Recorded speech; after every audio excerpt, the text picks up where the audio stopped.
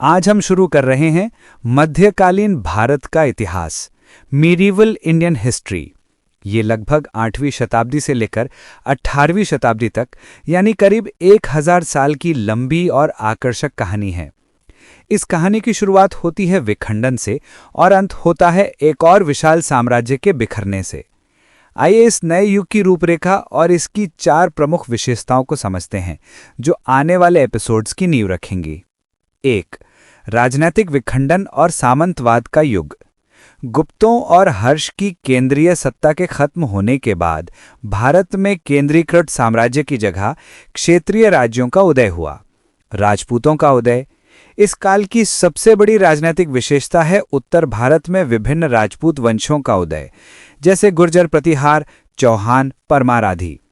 सामंतवाद का प्रभाव।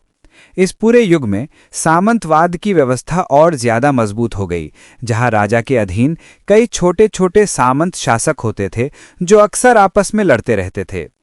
2. इस्लाम का आगमन और तुर्कों की स्थापना। ये मध्यकाल की सबसे युगांतकारी घटना थी जिसने भारत के इतिहास की धारा को हमेशा के लिए बदल दिया। अरबों का आक्रमण।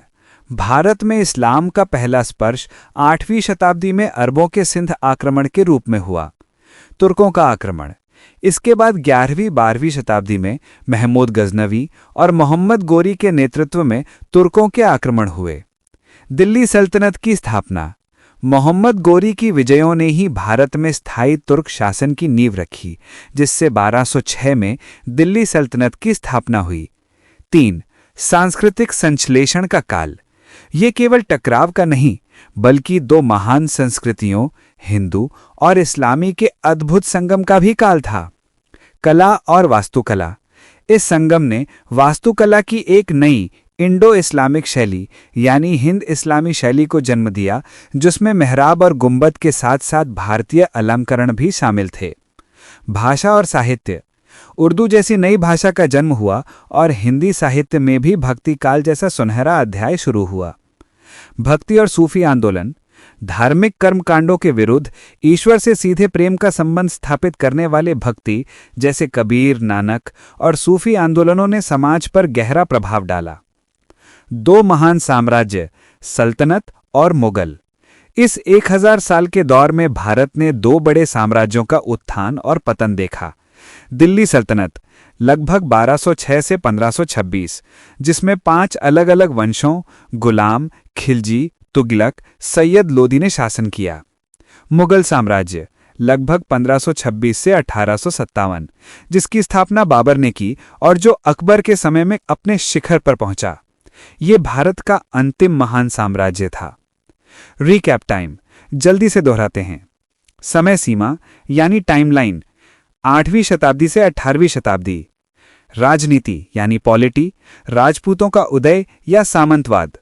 बड़ा बदलाव द बिग चेंज, इस्लाम का आगमन या दिल्ली सल्तनत की स्थापना। संस्कृति यानी कल्चर, हिंदू इस्लामी संस्कृति का संगम या भक्ति सूफी आंदोलन।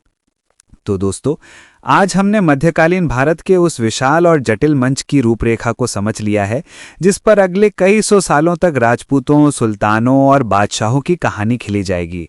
ये केवल युद्धों की नहीं, बल्कि एक नई सभ्यता के निर्माण की भी कहानी है। लेकिन इस कहानी की शुरुआत कहाँ से होती है?